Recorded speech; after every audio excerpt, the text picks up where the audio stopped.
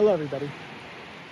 Welcome to the first lecture or session of EDF 672, Social Foundations of Education. Like I promised in my introductory video, we'll be exploring a lot of things, but today I want to focus specifically on the purpose of education and what we think it's for. I often consider what it was like when I was teaching in a classroom or when I was in school, and I think about what I learned. And I want you to take a few minutes and think about what that is. So when I was in school and teaching, we have this thing called an apprenticeship of observation, which is a lot of why parents sometimes consider themselves experts on teaching, even though they've never become an educator themselves. It isn't that they're bad, it's just their experience is such that they think they know things that they don't know. And part of that is because we're really not clear about what the whole purpose of education really is. And even when we have these idyllic sort of visions of what our purpose of education is, it's really not the same as what the reality is. So what I would like you to do before we even start this session is I want you to take a couple of minutes and pause the video, and I want you to get a pen and paper or a recording device or just use your memory. I'm not going to test you. I want you to think about what your schools taught you. What did your schooling and your experience from the time that you were in preschool or kindergarten until you went through college, what did our schooling really teach you? What was the fundamental ideas beyond content, including content, but beyond content that our schools really started to teach you as an individual? What did it give us as a society? What is its purpose? If you could look at it at its most fundamental level. So please take a few minutes, pause the video, and I'm going to give you, you can take as much time as you want because you're pausing, but I'll give a good glance for a second and I'll come back.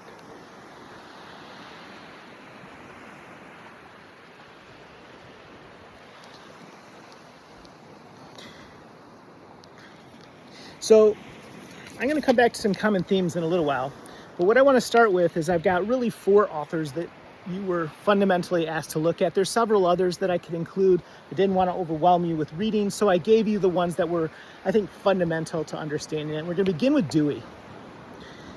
Dewey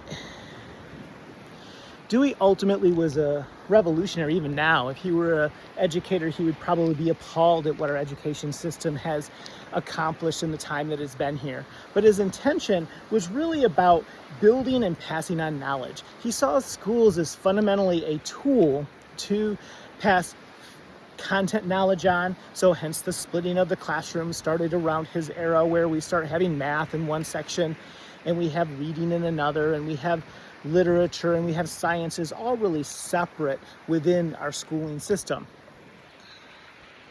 We teach values and we teach traditions, but ultimately we teach democracy in Dewey's sort of vision of what the purpose of education is. So what he wanted to do ultimately was provide a place for our society to grow, to be better than it was before, a place where we could learn to live as a democratic nation, because remember, we're still even in the 20s, a pretty early nation. How do we build that nation in a way that teaches its citizenry to be critical examiners of information, to be knowledgeable practitioners, and be able to vote appropriately? So a major part of what Dewey put together in his vision of the purpose of education was an opportunity for the citizenry to really start to think about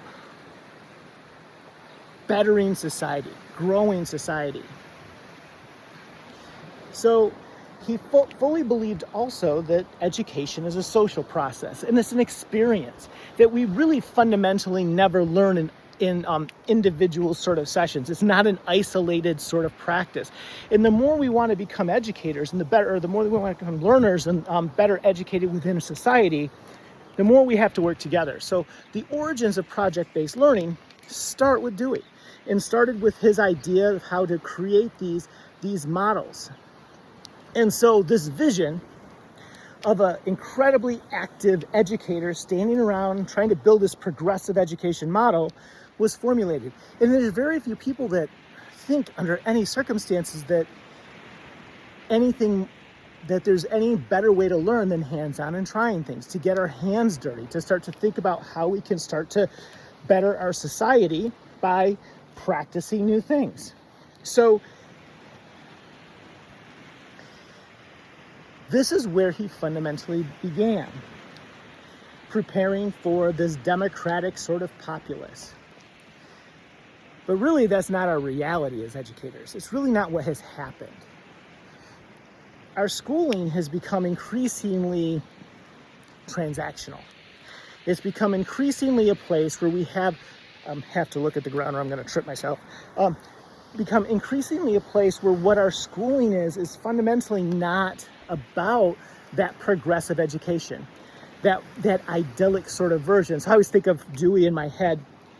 I had this fantasy. I was a middle school teacher, which I truly loved. It was a wonderful job for me. It was a perfect place for me to teach. But I always envisioned myself a little bit as a fifth grade teacher, especially when I learned about progressive education. It sort of popped in my head that it's kind of the perfect place to do this sort of learning. And I envisioned me walking into a classroom and I have a class of 25, ideally 20, but we know that's not realistic.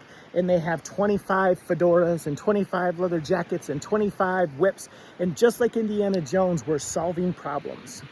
We're solving puzzles. We're learning about the things around us by experiencing them. We're trying new things. We're making mistakes. It's okay. And this is kind of this vision. But our schools have become so focused on getting the right answer, we've lost the process of how to get the right answer. So what we do is we cut to the back of the book and look for the answer. We Google it. And we assume that Google is correct. And right now, that's an incredibly dangerous thing to do. But what Dewey's vision was different than that. But it comes into the tensions of what's currently happening within our school systems.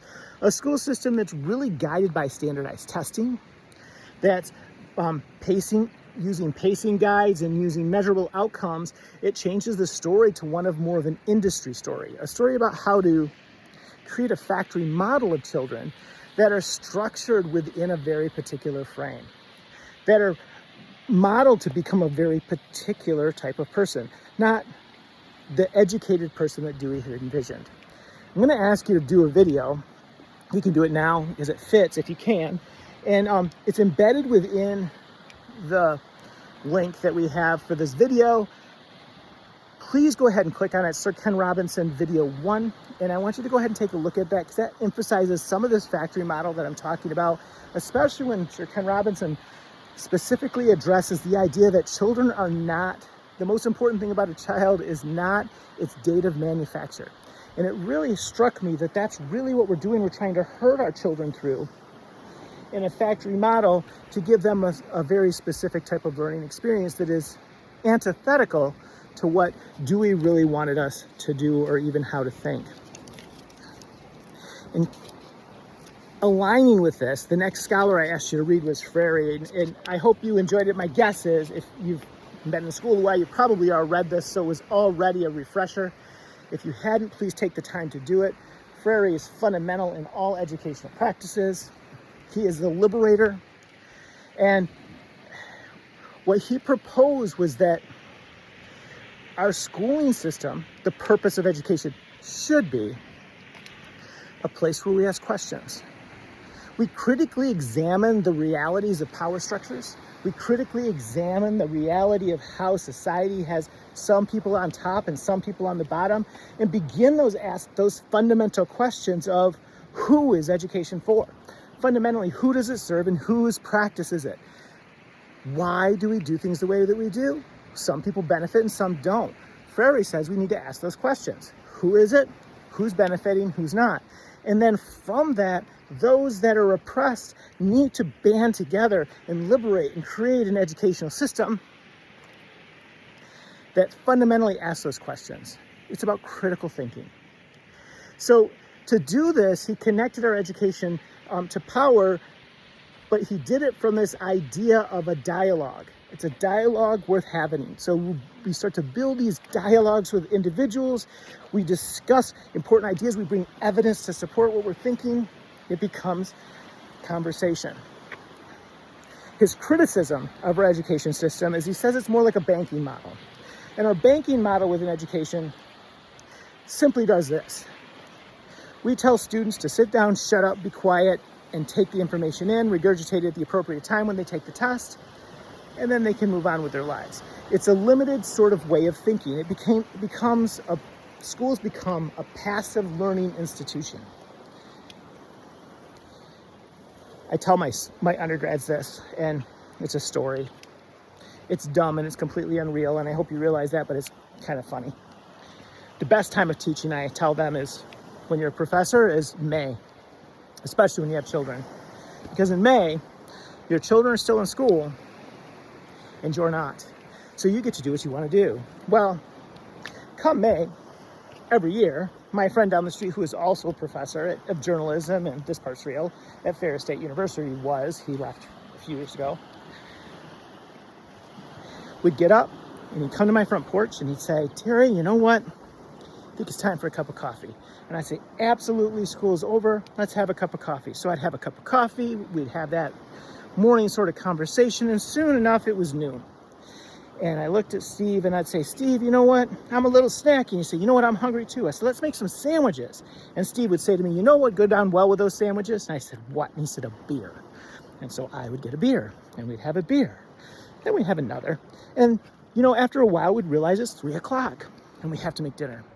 So we'd make dinner really quickly and come up with a plan for dinner, and our evenings would end that way, and we'd wake up the next morning and Steve would come to my porch and he'd say, "Terry, you know what? We need to have a cup of coffee." And we'd have a cup of coffee. So this became our pattern. After a while, I looked at Steve and I said, "Steve, I don't know how to tell you this, man. You're getting chubby. You're kind of getting a little porky there." And he looked at me and he said, "Terry, I got to tell you, you got a little bit of inner tube around your tummy too." So we'd have to figure out what to do. And because we're, of course, academics, the way that we would solve this is we'd get a grease board, put the grease board out, and we would do calculations to figure out what's the problem. And we came to this final solution after our hours and hours of deliberation. Our passive lifestyle of doing nothing and eating sandwiches and drinking beer in the afternoon was adding more calories than our bodies could take. I know, you're surprised. So we had to come up with a plan.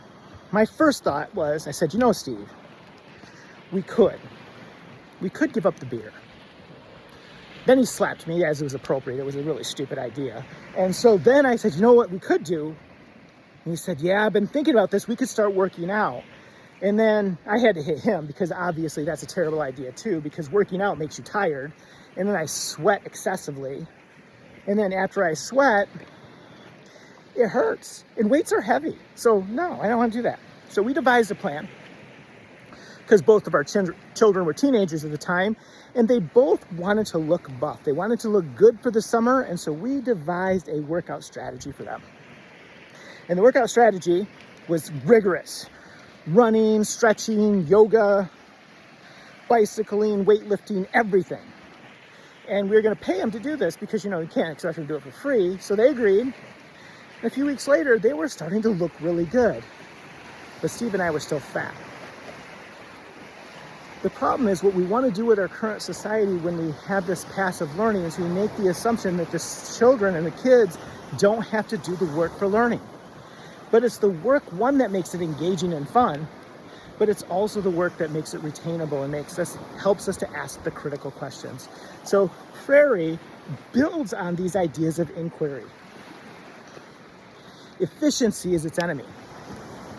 And our increasing concern about minutes in the day that we're teaching, rather than quality of the time that we're teaching, the number of teachers in the classroom, because you can't have every teacher have a good day all the time, the questions about how we look at our schooling and how we position our students so that we have the maximum number of students in a classroom for the maximum number of economic savings that we can have. It has become transactional. It has become something that is neoliberal and economic focus. And the more we have economic focus is the primary goal, or even if it's accountability financially, that's fine. But when you get to the spot that economic accountability defeats the purpose, because it's not a profit-driven industry. When schools become profit-driven industries, they lose their purpose, at least according to Freire.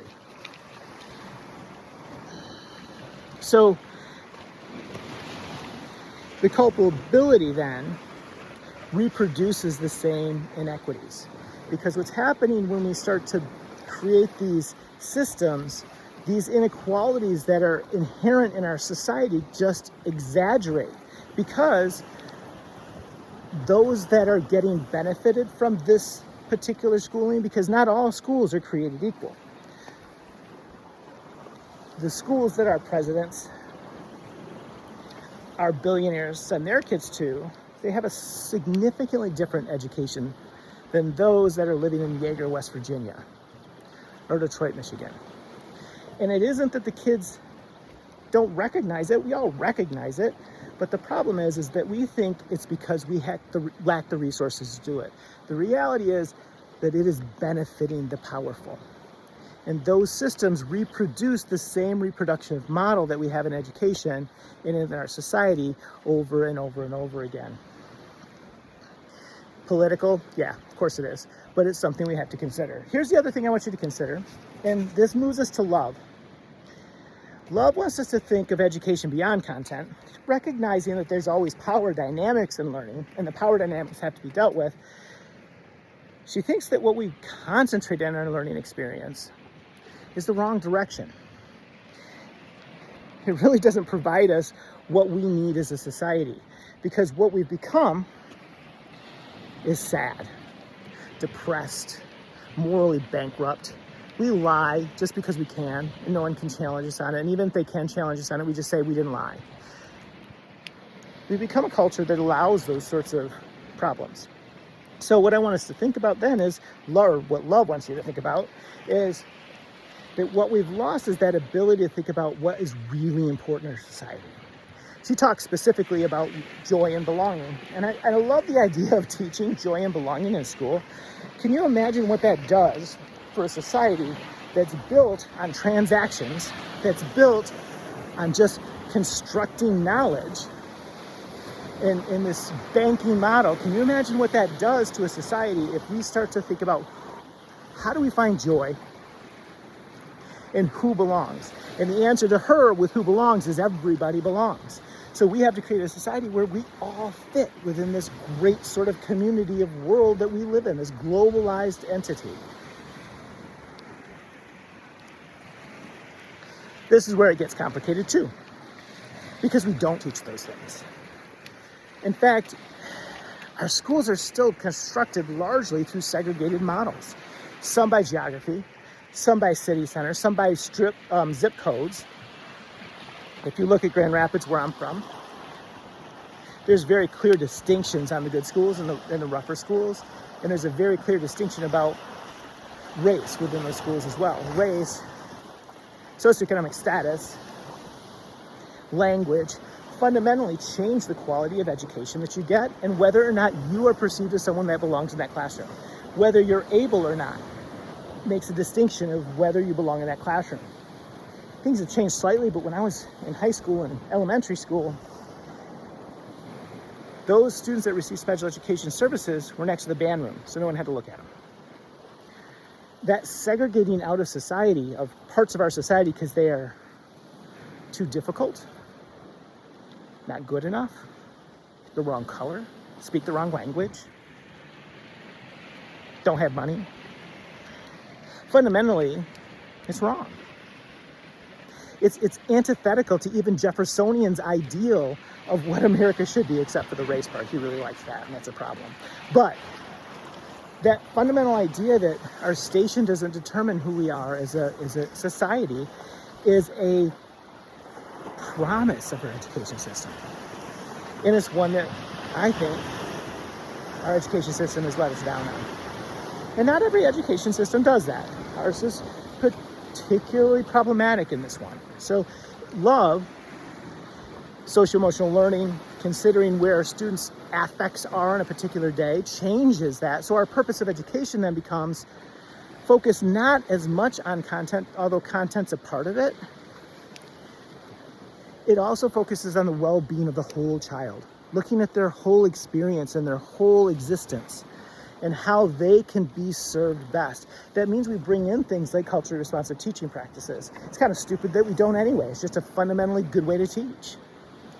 it engages students. It's almost as if we've moved to a spot within our systems that we think that if we engage students in learning, that stops them from learning because they're having fun. Well, fun is not antithetical to learning. Our last scholar, Essa. Essa shifts our story again to the teacher's perspective and wants us to look at how our educators are really, how our teachers are starting to fundamentally work with our students. And so that concept that she brings in is she wants us to start to look at who education is for. How our education is serving some people and not others. And in what ways does that come through? So here's what her premise is and how it worked. And I think this is fundamentally true, and I wish we really looked at this more, because I think it's the direction, if we took this first, it doesn't just change society for the students that we're working with, but it fundamentally changes how we think about schooling as a whole. And more importantly, it starts to shift the answers to all the questions that all our other scholars have started to think about. And it begins with the teacher recognizing their identity. Our identity is present in everything we do. Our value systems, our hopes, our dreams, our experiences, we're made up of all of these. Where you grew up, your siblings, your parents, your life journeys that you've had, whether you've been in one place or several, all of those fundamentally shift you and change your identity. And you bring all of those into the classroom, whether you want to or not. We can preach, don't teach students your values, you're supposed to be teaching content, but the reality is we can never do that. We can't disconnect it and then be effective educators. It just doesn't work that way.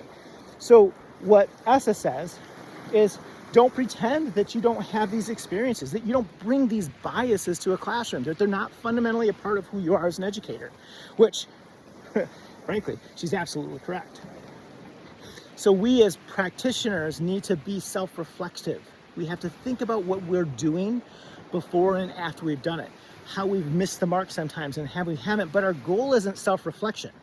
Our goal is to be self-reflective, reflexive, running out of gas. So if we're self-reflexive, it means we're doing it in the moment. We're recognizing when our teaching is flawed, when it's not hitting the mark, when our students are no longer quite able to understand where we're at, and it pushes them to think about their identity and think about who they are and think about how we as a society can grow. What's stopping that? There's a lot stopping it, but right now most present are the executive orders that are coming through about eliminating DEI. A complete and total misunderstanding of what diversity, equity, and inclusive tactics and ideas are is misshaping our society. And that's the truth. And DEI wasn't political not long ago. It's part of how we should be teaching. So when we have policies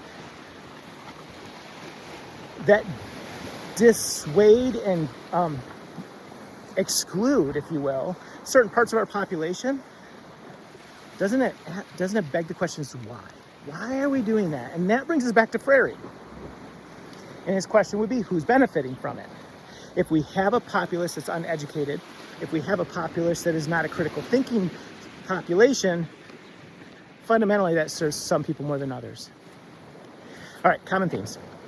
Just to kind of wrap this up. Here's some things that all of these authors share that I think are worth considering. Education is never neutral, it is political. I don't want to be political, and I don't want to take sides political, but it is never neutral. When we're working with children in society, the questions are always about who's benefiting and who's not. Schools always, from the beginning of time, and Sparta and Confucius, they shape individuals. Your influence on students is massive. It's an incredible responsibility. Okay, get a Spider-Man in. And with great responsibility, or with great power, comes great responsibility. So thinking about what that does for an individual, it also shapes our society. Our schools are the single most important place that society is changed and shaped. learning involves questioning power and questioning values. It involves questioning participation and control. All of these questions about who's in control and who comes up with what we get to learn and why are questions about schooling. Education institutions reflect the broader social values. What we teach is just as important as who we teach. The other video I'm going to have you look at, embedded in this as well, is I want you to look at the other Sir Ken Robinson's video, because I think this covers this really well. It's called the killing of education, or the destruction of education. I can't remember the exact title of it, but it's worth watching. Please take a look at this, because it goes into this in a little more detail about question about why is math and science the most important things that we're learning? Why aren't we also learning art and dance and music? Why aren't they just as prioritized? They were when schools began, except Sparta, they liked war. And so building on that, also educations have an ethical responsibility beyond controlling the delivery of information. We have an ethical responsibility as educators to do something different. So here's my 26-minute, 30-second video on the purpose of education. I hope you found it useful. The next time we will meet will be July 11th. Your homework, your paper, your first paper that's coming up for this first week of class, the schedule doesn't work out with 4th of July, and I want to make sure you had time, but I also want to make sure you have time to get this done before the 4th if you want a long 4th. What is the purpose of education? Check out the instructions for specifics, but that's what I'm asking you. What is it as it currently sits? As you look at our schooling,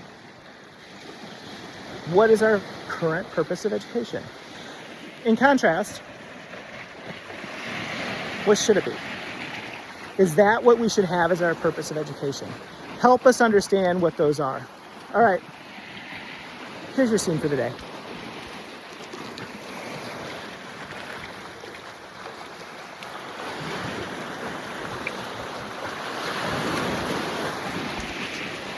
I wonder if any of you figured out I'm not in the States yet. Have a great day. Bye.